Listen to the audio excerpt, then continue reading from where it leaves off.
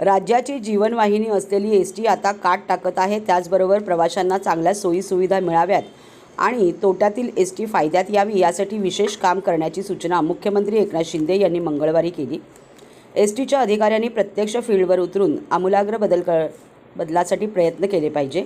चांगले काम केले तर सन्मान करू, कामचुकारपणा केला तर कारवाई केली जाईल, असा थेट इशारा मुख्यमंत्र्यांनी दिला।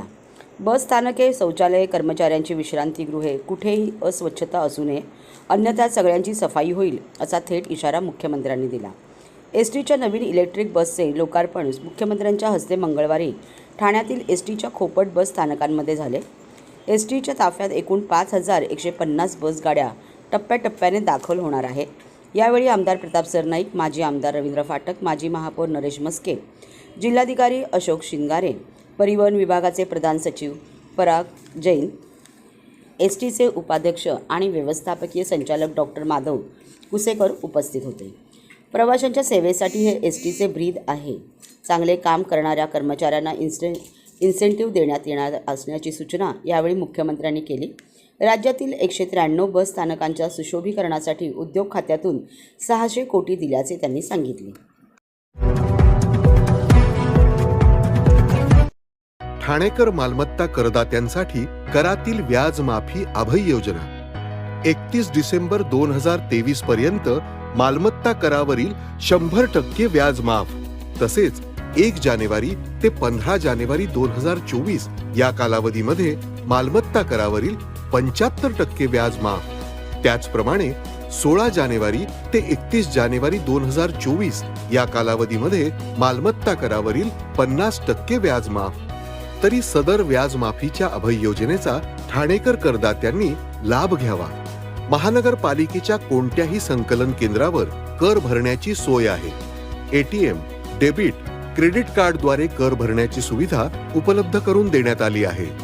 सोमवार ते शनिवार या दरम्यान सकाळी 10:30 ते सायंकाळी 5 वाजेपर्यंत संकलन केंद्राची वेळ असून करदात्यांच्या सोयीसाठी रविवारी संकलन केंद्र सकाळी 10:30 ते दुपारी 1:30 वाजेपर्यंत सुरू ठेवण्यात येत आहेत। यासोबतच ठाणे महानगरपालिकेच्या propertytax.thanecity.gov.in या संकेतस्थळावर ऑनलाईन पद्धतीने मालमत्ता कर भरण्याची सुविधा उपलब्ध करून देण्यात आली आहे। तसेच गुगल पे, फोन पे, पेटीएम आणि भीम ॲपद्वारे आपला कर सुलभतेने जमा करू शकता।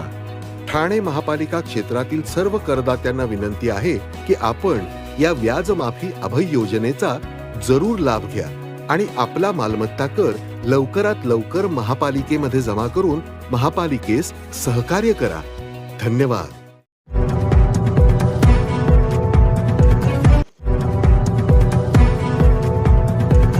सर्व नागरिकांना आवाहन करण्यात येत आहे की सध्या डासांमार्फत पसरणाऱ्या डेंग्यू या आजाराचा प्रसार रोखण्यासाठी प्रत्येकाने पुढील प्रमाणे कार्यवाही करावी। डेंग्यू आजार एडिस इजिप्टी हा डास चावल्याने होतो। या डासांची पैदास साचलेल्या किंवा साचवलेल्या स्वच्छ पाण्यामध्ये होते। 8 दिवसांपेक्षा जास्त दिवस पाणी उघडे व साचून राहिल्यास त्यात डास अंडी घालतात। अंड्यांच्या अळ्या तयार होऊन पुढे डास तयार होतात। यासाठी आपल्या घरातील पाणी साठे, उदाहरणार्थ बॅरल्स, पिंपे, टाक्या, हौद, रांजणे इत्यादी दर आठवड्याला रिकामे करून घासून पुसून कोरडे करून पुन्हा भरावे। 1 दिवस कोरडा दिवस म्हणून पाळावा। पाणी साठ्यांना घट्ट झाकणे बसवावीत किंवा जुनी साडी, चादर, धोतर यांनी बांधून झाकून ठेवावीत, म्हणजे डास त्यात जाऊन अंडी घालणार नाहीत। घराच्या गच्चीवर, आजूबाजूला, अंगणात कोठेही पाणी साचू देऊ नये। भंगार सामान उघड्यावर टाकू नये, उदाहरणार्थ टायर्स, प्लास्टिक सामान, कुंड्या, टाकाऊ वस्तू इत्यादी। अशा सामानात पावसाचे पाणी साठून त्यात डेंग्यूच्या डासांची पैदास होते। घरातील कूलर्स, फ्रीजच्या पाठीमागील ट्रे हे देखील वेळोवेळी कोरडे करावेत। लक्षात ठेवा, नुसत्या फवारणीने डास घनता कमी होत नाही, तर त्यासाठी डास पैदास ठिकाणे नष्ट करणे ही आपल्या सर्वांची जबाबदारी आहे। कोणताही ताप अंगावर न काढता जवळच्या शासकीय रुग्णालयात मोफत औषधोपचार घ्या।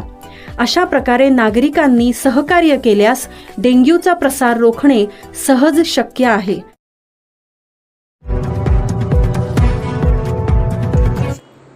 ठाणे महापालिका क्षेत्रातील बेकायदा बॅनर पोस्टर लावण्याला आळा घालण्यासाठी ठाणे महापालिकेने धोरण निश्चित केले आहे. यानुसार महापालिका क्षेत्रात प्रभाग समितीनिहाय तात्पुरते बॅनर आणि पोस्टर लावण्यासाठी एकूण 204 जागा ठरवण्यात आल्या आहेत.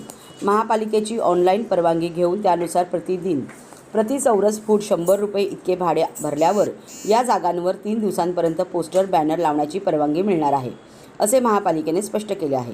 मुख्यमंत्र्यांचे बदलते ठाणे अभियानाअंतर्गत ठाणे शहराचा कायापालट करण्यात येत असला तरी शहरात विना परवानगी लावल्या जाणाऱ्या बॅनर होर्डिंगमुळे शहराला बकाल स्वरूप येऊ लागले आहे. या संदर्भात महाराष्ट्र टाइम्स ठाणे प्लसमध्ये वृत्त प्रसिद्ध करण्यात आले होते. अखेर याची दखल घेत महापालिकेकडून तात्पुरते बॅनर लावण्यासंदर्भात धोरण तयार करण्यात आले. राज्य सरकारच्या निर्णयानुसार महापालिका क्षेत्रातील होर्डिंग, फ्लेक्स, बॅनर्स, पोस्टर्स लावण्यासाठी जागा निश्चित करण्याचे निर्देश देण्यात आले होते.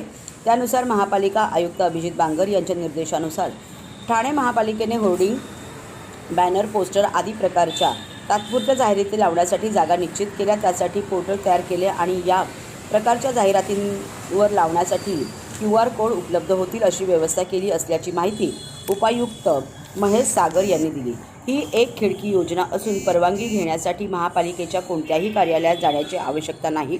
ऑनलाईन पद्धतीनेच ही परवानगी दिली जाणार आहे, असेही सागर यांनी स्पष्ट केले.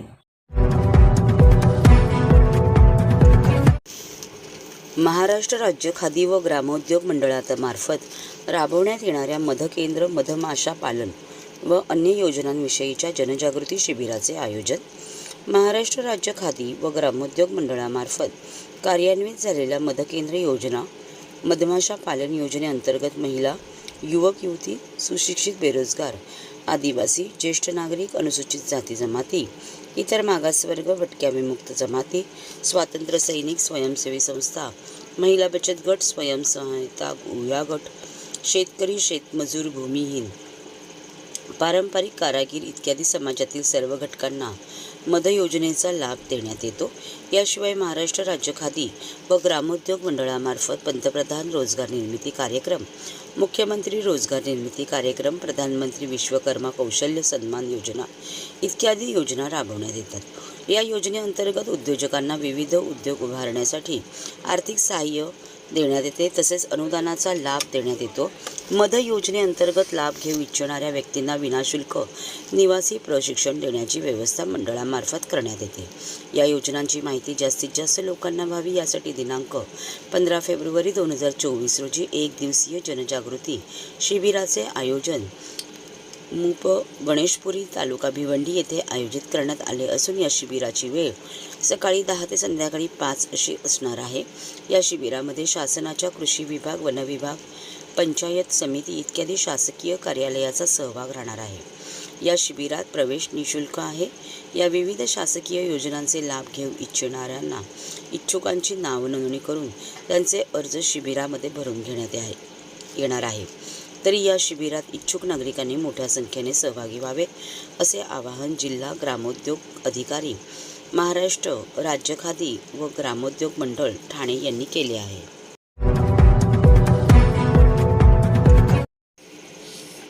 ठाणे प्रादेशिक परिवहन कार्यालयाकडून दुचाकी वाहनाची नवीन मालिका सुरू. प्रादेशिक परिवहन कार्यालय ठाणे येथे वाहन या संगणक प्रणालीवर परिवहनेतर स्ववर्गातील 4चाकी वाहनांसाठी सध्या सुरू असलेली MS04 LT मालिका संपल्यानंतर तात्काळ नवीन मालिका MS04 MS सुरू करण्यात येणार आहे.